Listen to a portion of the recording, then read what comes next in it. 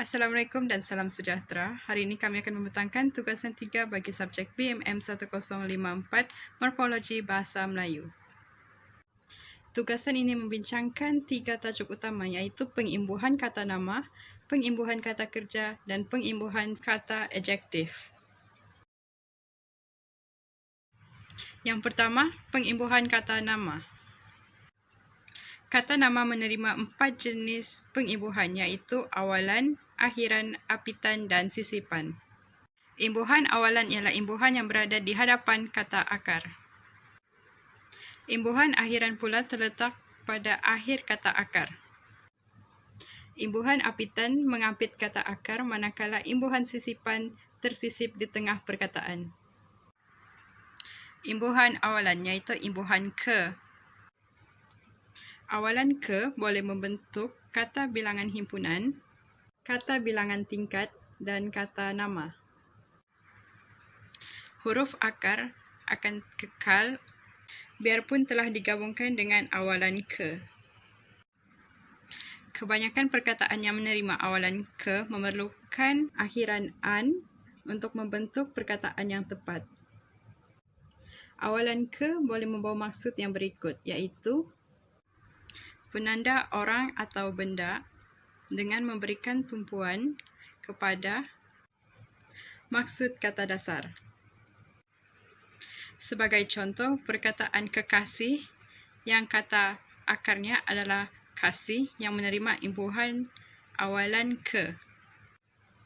Seterusnya, imbuhan awalan juru. Awalan juru digunakan untuk mendokong makna ahli atau orang yang terlibat secara langsung dengan maksud pekerjaan, kata dasar dan boleh bergabung dengan kata dasar daripada golongan kata nama, kata kerja dan kata akar. Contoh kata nama yang menerima awalan juru ialah juru wang. Kata kerja yang menerima awalan juru pula ialah juru terbang. Akar kata yang menerima awalan juru ialah juru tera. Awalan pe. Imbuhan awalan pe menerbitkan kata nama, memberi maksud tertentu kepada perkataan dasar yang diimbuhkannya dengan membawa erti-erti yang berikut. Sebagai contoh, peralatan seperti pembakar atau orang yang membuat seperti penulis. Contoh erti lain pula ialah milik sifat seseorang seperti pembesar. Imbuhan pen berpadan fungsinya dengan imbuhan men bagi kata kerja. Imbuhan awalan pe menerbitkan kata nama yang memberi maksud tertentu kepada kata dasar yang diimbuhkannya. Imbuhan pe hanya boleh digunakan ke atas manusia. Sebagai contoh, pelaku tindakan dalam kata dasar seperti pesaing atau penerima tindakan dalam kata dasar seperti pesakit. Imbuhan awalan per pula digunakan untuk mengimbuhkan kata dasar yang sering dijadikan kata kerja dengan berimbuhkan awalan ber. Imbuhan akhiran. Imbuhan akhiran an menerbitkan kata nama yang memberi maksud tertentu kepada perkataan dasar yang diimbuhkannya dengan membawa erti-erti yang berikut. Sebagai contoh, hasil perbuatan kata dasar seperti tulisan atau bungkusan. Perkataan tulisan menerima akhiran an dengan kata dasarnya ialah tulis. Erti lain pula ialah tempat yang disifatkan kata dasar seperti ruangan. Seterusnya, imbuhan apitan. Antara imbuhan apitan bagi kata nama ialah imbuhan ke an. Imbuhan apitan ke an memberi makna tertentu kepada perkataan dasar yang diimbuhkannya dengan membawa erti-erti yang berikut. Erti yang pertama ialah hasil perbuatan kata dasar, seperti keberanian. Erti yang kedua ialah keadaan yang disifatkan kata dasar, seperti keindahan. Imbuhan apitan yang seterusnya ialah imbuhan pe-an. Imbuhan apitan pe-an menerbitkan kata nama yang membawa maksud tertentu. Sebagai contoh, erti perbuatan seperti pemeriksaan. Imbuhan pe-an berpadan fungsinya dengan imbuhan men untuk kata kerja. Imbuhan apitan yang terakhir bagi kata nama ialah imbuhan apitan per-an. Imbuhan apitan per-an menerbitkan kata nama yang membawa maksud tertentu kepada perkataan dasarnya, seperti erti perbuatan, sebagai contoh, pertandingan. Selain itu, ia juga membawa erti tempat, contohnya perumahan. Imbuhan per-an berpadan fungsinya dengan imbuhan ber bagi kata kerja. Akhir sekali, imbuhan sisipan. Sesetengah kata dasar boleh diubah atau diperkuat maknanya dengan membubuh imbuhan sisipan. Antaranya ialah el, dan in. Sebagai contoh, kata dasar tapak menerima imbuhan sisipan el dan menjadi telapak. Contoh lain, perkataan dasar kuning menerima imbuhan sisipan menjadi kemuning. Saya Siti Hajar Nasuha binti Muhammad Rizwan akan membentangkan imbuhan bagi golongan kata jenis kata kerja. Seperti mana yang kita sedia maklum, imbuhan bagi kata kerja terdiri daripada 4 jenis, iaitu imbuhan awalan, imbuhan apitan, imbuhan akhiran dan imbuhan sisipan. Jadi, macam mana nak menggunakan setiap imbuhan tersebut?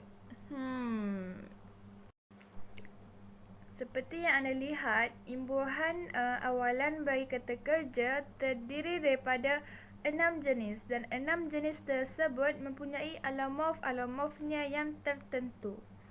Yang pertama, imbuhan yang pertama bagi kata kerja, imbuhan awalan yang pertama ialah men. Yang kedua, ber. Yang ketiga, ter. Yang keempat, di. Yang kelima, awalan memper. Dan yang terakhir sekali, yang keenam, awalan diper. Baiklah, kita beralih kepada imbuhan awalan bagi men. Men mempunyai beberapa alomorfnya yang tertentu, iaitu me, meng, mem, men, menge. Jadi, macam manakah menggunakan alomorf tersebut? Okey. Alomorf yang pertama iaitu me. Me hanya dapat digunakan apabila bertemu dengan perkataan yang dimulai dengan huruf M, N, Ny, Nge, R, huruf L, huruf W dan huruf Y. Contohnya ialah perkataan masak. Jadi, perkataan masak dapat bertemu dengan imbuhan awalan me. Dia menjadi memasak. Manakala alomorf jenis mem pula dapat bertemu dengan perkataan yang dimulai dengan huruf B, iaitu contoh perkataan ialah baca. Jadi perkataan baca dapat bertemu dengan imbuhan awalan mem. Kemudian kita beralih pula kepada imbuhan awalan men. Men dapat bertemu dengan perkataan kata dasar yang bermula dengan huruf D, C, huruf J, huruf Sh dan huruf Z. Jadi contoh perkataan ialah perkataan jaja kan. Perkataan jaja dapat bertemu dengan imbuhan awalan men. Jadi yang menjadi menjaja. Seterusnya kita beralih pula kepada alomorf jenis meng. Meng dapat bertemu dengan kata dasar yang bermula dengan huruf G, G, K dan H. Contoh perkataan ialah gulung. Perkataan gulung dapat bertemu dengan imbuhan meng dan membentuk perkataan kata kerja menggulung. Seterusnya kita beralih pula kepada imbuhan awalan jenis ber. Ber dapat bertemu dengan semua jenis kata dasar dan apabila bertemu dengan kata dasar yang dimulai dengan huruf R, salah satu huruf R tersebut akan digugurkan. Contohnya perkataan rasa. Apabila perkataan rasa bertemu dengan imbuhan awalan ber, ia akan menjadi berasa. Itu akan menjadi berasa.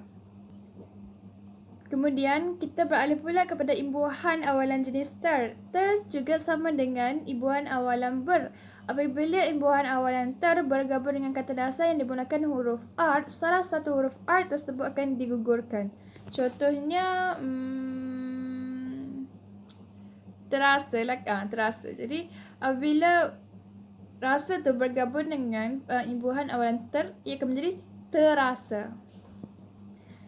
Dan imbuhan awalan ter juga dapat bergabung dengan semua jenis kata dasar. Okey, kita beralih pula kepada imbuhan awalan D. Imbuhan awalan D apabila bertemu dengan kata dasar, ia akan membentuk membentuk kata kerja pasif. Contohnya dari perkataan membaca, apabila menggunakan istilah di, ia akan menjadi dibaca. Dan perkataan kata kerja baca tu akan membentuk kata kerja yang pasif apabila menggunakan imbuhan awalan di. Kemudian kita beralih pula kepada imbuhan awalan memper.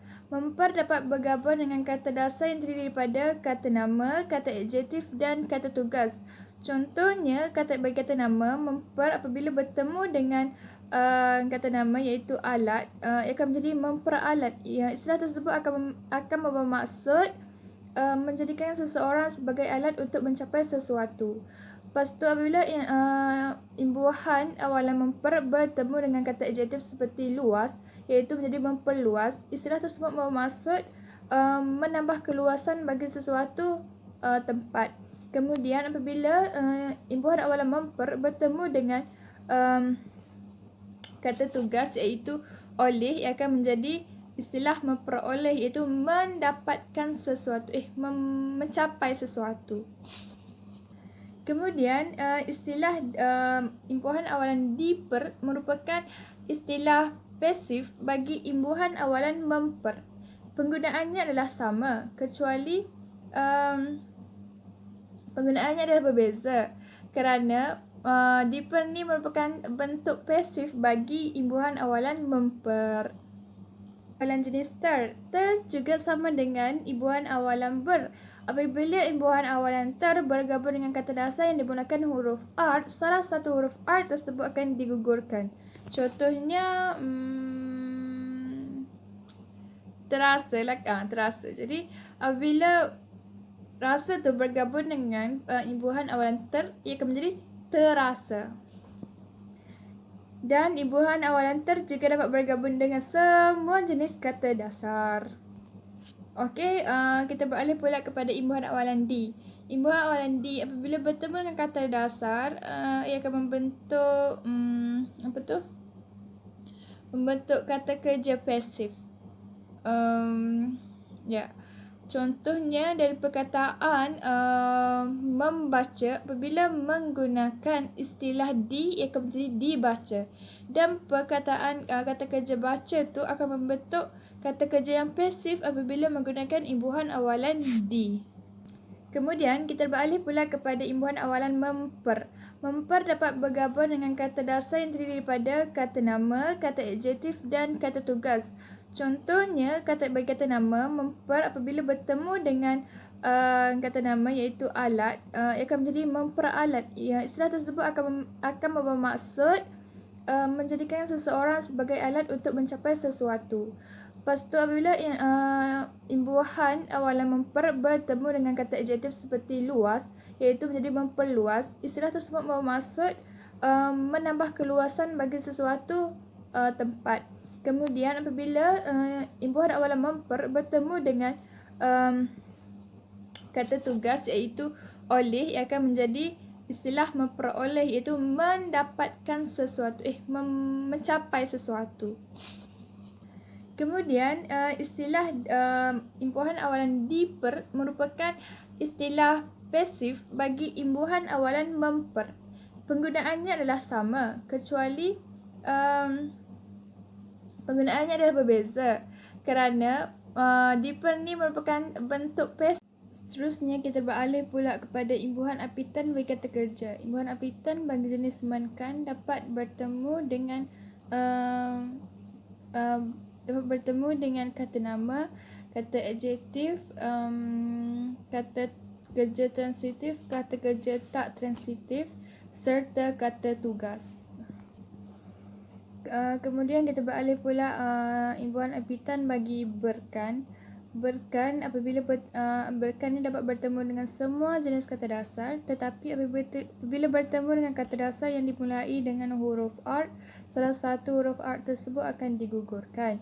Kemudian apitan berkan ni juga dapat bergabung dengan golongan kata bagi kata nama dan kata kerja.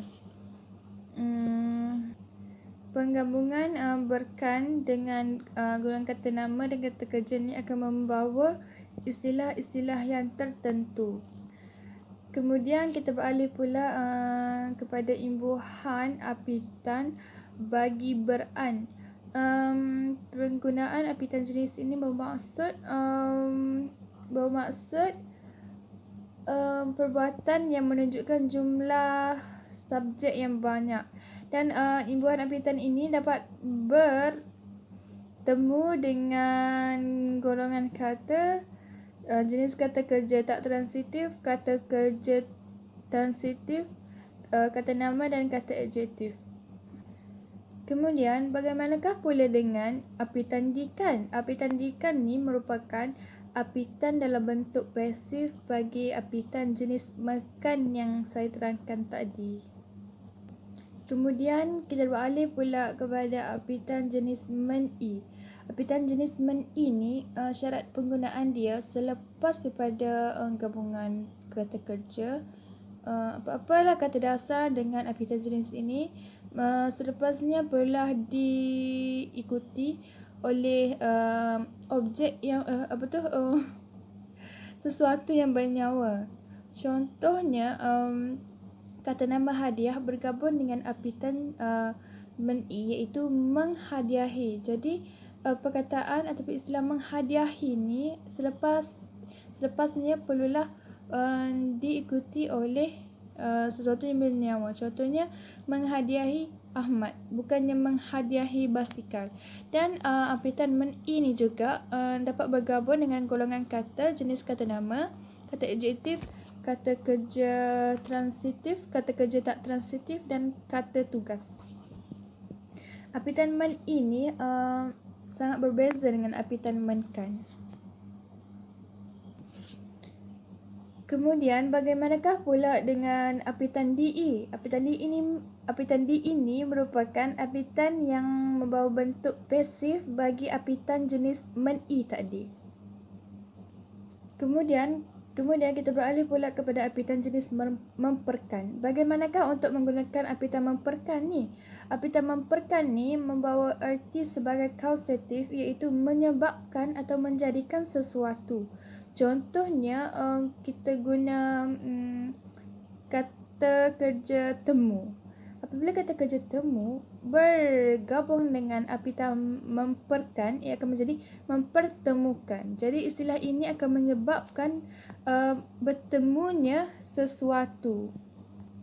Kemudian apitan memper ini tidak banyak digunakan kerana apitan jenis ini wujud disebabkan oleh kesan perkembangan bahasa. Akan tetapi penggunaan apitan memper ini biasanya akan membentuk istilah memperingati, memperkawani, mempersuami, memperkawani dan memperisteri. Seterusnya kita beralih pula apitan jenis kean. Apabila apitan jenis ke-ani bertemu dengan kata kerja, kata adjektif dan kata nama, ia akan membentuk dalam ayat sebagai membentuk penggunaan apitan ke-ani dengan gabungan kata nama, kata kerja, kata adjektif tersebut berfungsi sebagai kata kerja dalam ayat pasif. Contoh ayat tersebut, malam tadi jiran saya kecurian. Jadi jiran tersebut mengalami kecurian. Seterusnya kita beralih pula apitan jenis diperkan. Apitan jenis diperkan ni hanya dapat bergabung dengan kata nama dan kata kerja sahaja. Aspek makna bagi apitan diperkan ni adalah bermaksud pengertian terjadi ataupun disebabkan, ataupun dalam kata lain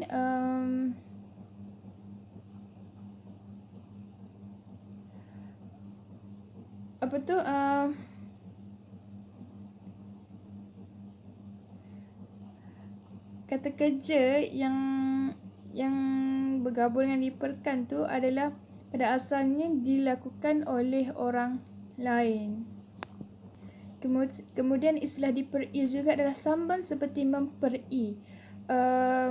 Apitan jenis ini tidak begitu produktif dan tidak banyak istilah yang terbentuk hasil pada apitan jenis diperi. Biasaannya sama seperti memperi, iaitu yang akan menjadi diperisteri, dipersuami, diperkawani,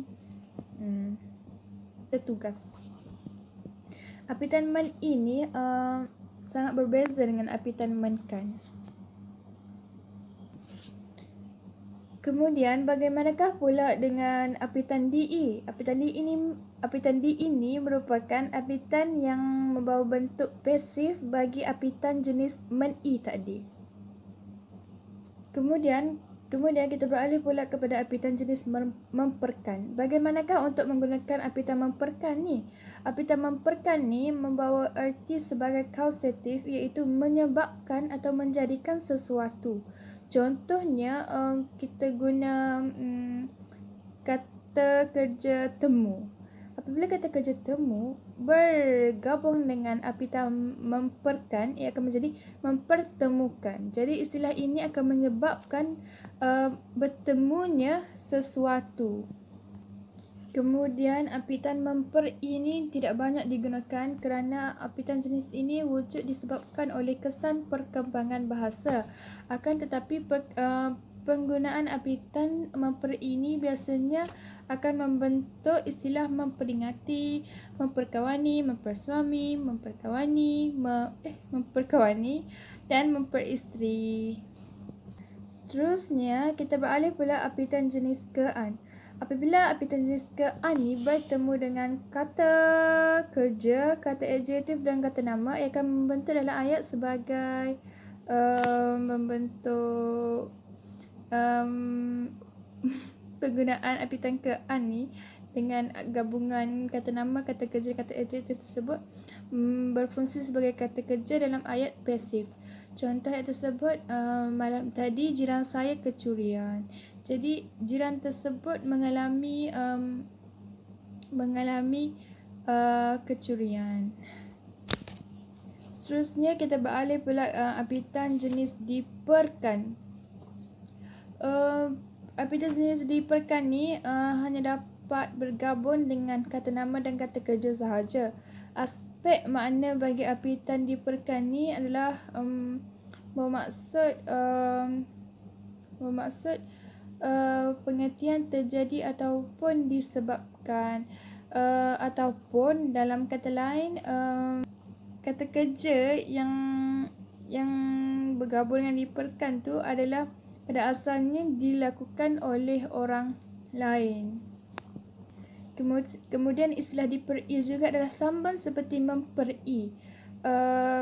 Apitan jenis ini tidak begitu produktif dan tidak banyak istilah yang terbentuk hasil pada apitan jenis diperi.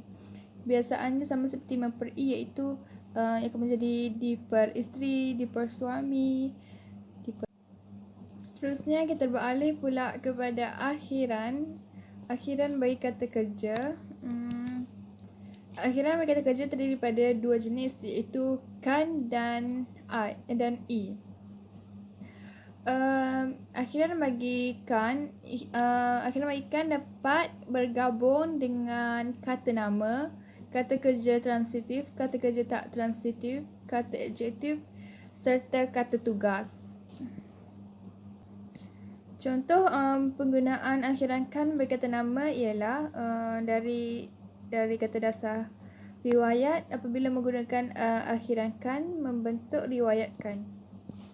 Lepas tu kata kerja transitif kirim, dia akan menjadi kirimkan. Lepas tu kata kerja tak transitif lahir menjadi lahirkan. Kata adjektif besar menjadi besarkan, dan kata tugas dahulu membentuk perkataan dahulukan. Penggunaan akhiran kan ni akan membentuk sama ada kata suruhan ataupun akan digunakan dalam ayat pasif bagi kata ganti nama orang pertama dan kedua. Contoh ini dapat dibuktikan melalui ayat rencana-rencana itu saya bukukan.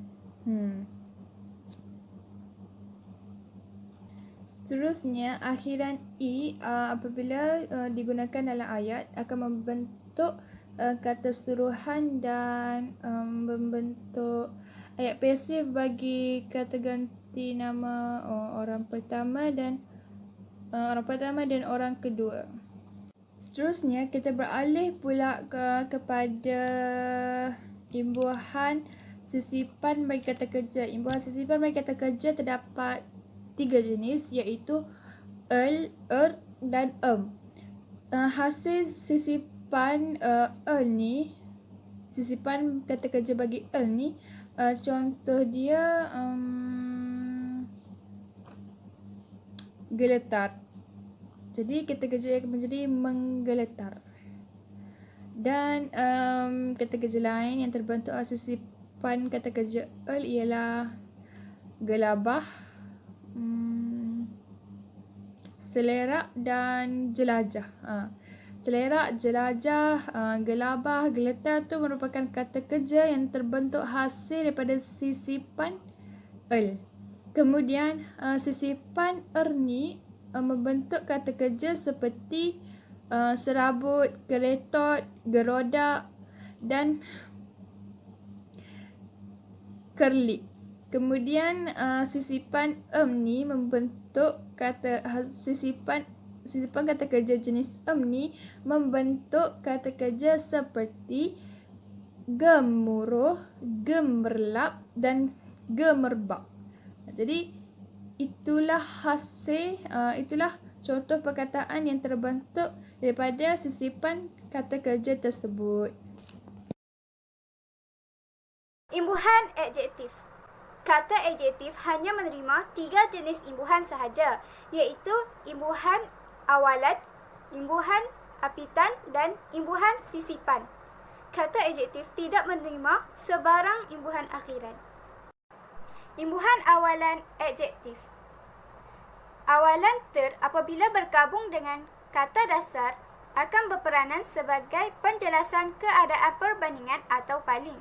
Contohnya, awalan ter bergabung dengan kata dasar cantik akan menjadi tercantik yang membawa maksud sesuatu yang paling cantik. Seterusnya, awalan se. Awalan se apabila bergabung dengan kata dasar akan memberikan pengertian sama. Contohnya, awalan se bergabung dengan kata dasar kacak akan menjadi sekacak yang membawa maksud sama kacak. Contoh imbuhan awalan adjektif. Imbuhan awalan ter. Kata dasarnya ialah besar, indah, baik. Kata terbitan akan menjadi terbesar, terindah dan terbaik yang membawa makna paling besar, paling indah dan paling baik. Ayat contoh, itulah kompleks beli belah terbesar di negara kita yang membawa maksud kompleks beli belah tersebut adalah yang paling besar dalam negara kita. Ayat Contoh seterusnya ialah, awaklah yang terbaik bagi saya, kata Anis. Ini menunjukkan dia seorang yang paling baik bagi Anis. Okey, imbuhan awalan se. Kata dasarnya ialah jelita, cerdik, hebat. Kata terbitannya pula akan menjadi sejelita, secerdik dan sehebat, yang membawa maksud sama jelita, sama cerdik, sama hebat. Ayat contohnya ialah, Alia tidak sejelita kakaknya, tapi mirip ibunya. Ini menunjukkan Alia tidak sejelita kakaknya, tapi lebih mirip kepada ibunya.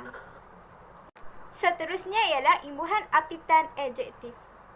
Apitan ini boleh digabungkan dengan kata dasar daripada kata nama yang akan menjadikannya kata adjektif. Apitan ke-an akan membawa makna yang bersifat seperti kata dasar tersebut. Contoh imbuhan apitan adjektif.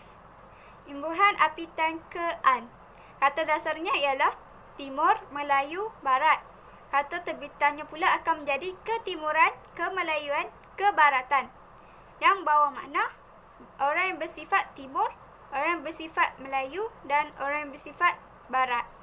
Contoh ayat, pemikiran beliau padat dengan aspirasi kemelayuan. Maksudnya pemikiran beliau mempunyai aspek-aspek atau aspirasi kemelayuan yang bersifat orang Melayu. Okey, contoh yang kedua, pendapat beliau lebih ke arah kebaratan kerana beliau lahir di negara barat. Ini menunjukkan pendapat beliau lebih ke arah barat, iaitu orang yang bersikap barat. Seterusnya, negara kita lebih ke timuran yang kaya dengan adat dan budaya. Maksudnya negara kita ini lebih kepada adat-adat orang timur yang bersifat timur kerana kaya dengan adat dan budaya. Imbuhan sisipan adjektif. Dalam bahasa Melayu, keempat-empat bentuk sisipan iaitu l, dan in dapat membentuk kata adjektif terbitan. Kata dasar boleh bergabung dengan sisipan ini membentuk kata adjektif terbitan adalah kata dasar daripada golongan kata adjektif sendiri, kata kerja dan kata nama. Contoh imbuhan sisipan adjektif. Imbuhan sisipan l. Contoh kata dasarnya ialah serak, sirat, gembung. Kata terbitannya pula akan menjadi selerak, selirat, gelembung. Contoh ayat ialah minuman bergas itu mempunyai gelembung udara. Seterusnya imbuhan sisipan Contoh kata dasarnya ialah sabut, sendeng dan gigi. Kata terbitan akan menjadi serabut, serendeng dan gerigi. Contoh ayat ialah sejak beristeri dua, fikirannya amat serabut. Imbuhan sisipan Contoh kata dasar ialah gilang, guruh, serbak. Kata terbitan akan menjadi gemilang, gemuruh, semerbak. Contoh ayat ialah minyak wangi itu semerbak baunya. Seterusnya ialah imbuhan sisipan in. Kata dasarnya ialah sambung. Kata terbitan akan menjadi sinambung. Contoh ayat ialah usaha beliau dalam perniagaan merupakan kesinambungan bakat neneknya.